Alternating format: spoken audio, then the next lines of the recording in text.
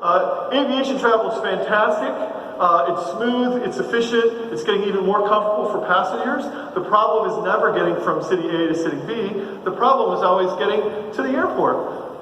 Perhaps they positioned this conference in Sydney just to give us all a personal taste of what they're dealing with right now. But there's another problem that has traffic problems. There's another city that has traffic problems getting people to and from the airport, and that's called pretty much every city in the world. I'm going to tell you about a solution that I think we have.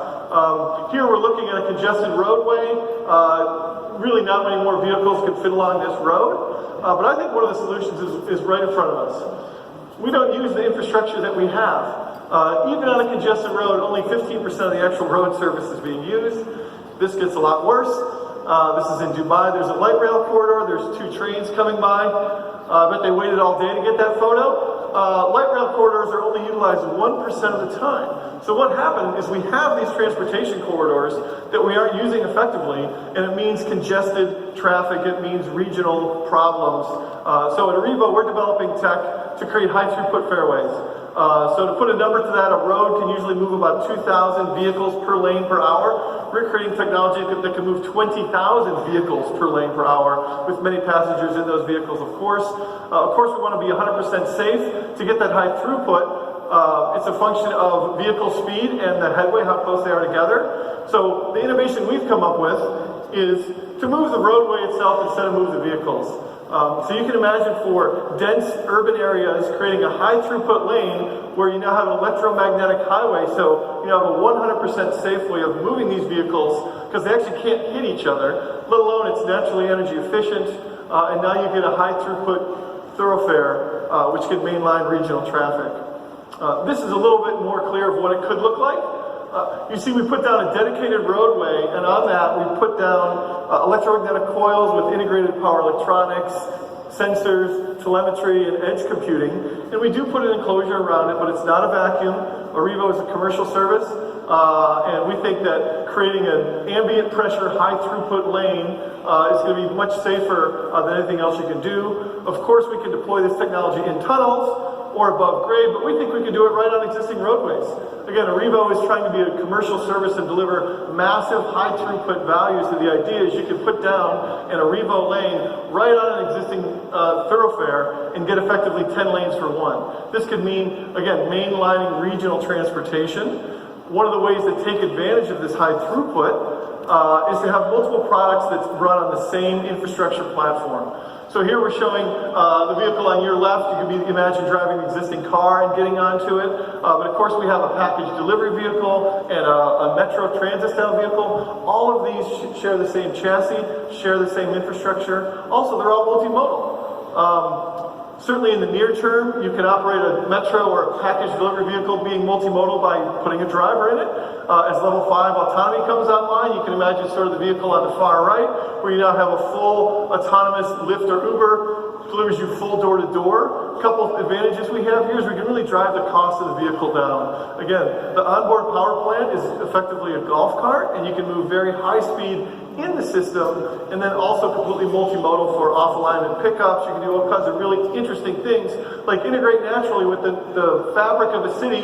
So instead of having only metro alignments pick up in dedicated regions, now you can go very quickly in the alignment, go off-alignment, pick up in a city, deliver people directly from the airport to other things. It's that connection of getting from an airport to the city is really the problem. I think we have a little video that sort of shows an idea. Well, it's not running, but anyways, the idea is that we're running a high throughput lane. I want to say we're talking about speeds of 100, 150 miles an hour, not 700. Certainly we believe that if you can get from wherever you are to the airport in 9 minutes for $3, you probably don't want to pay $30 to get there in 7 minutes. But we're not the operators. Arrivo is the technology provider, and we're going to leave it up to the local regional operators to decide how to best operate their systems. But we certainly imagine 100, 150 miles an hour is going to be a great application to unlock regional congestion, unlock mobility for a whole region. Here's an example of a network that we actually are looking at. I showed this earlier. This is the Denver region. We are doing a pre-feasibility study right now. A couple things here. Building out these regional networks is key. For a sense of scale, that's about 80 kilometers from top to bottom, maybe 60 kilometers from east to west. So a fully networked system, the first patent we filed was on our switching technology, so every node goes directly to every other node without stopping, again, unlike a metro system where you stop in places you don't want to. So you really unlock regional mobility, decrease congestion, and we want to, again, increase more mobility, especially in an area like Denver. They're expecting a 40% population increase in that region.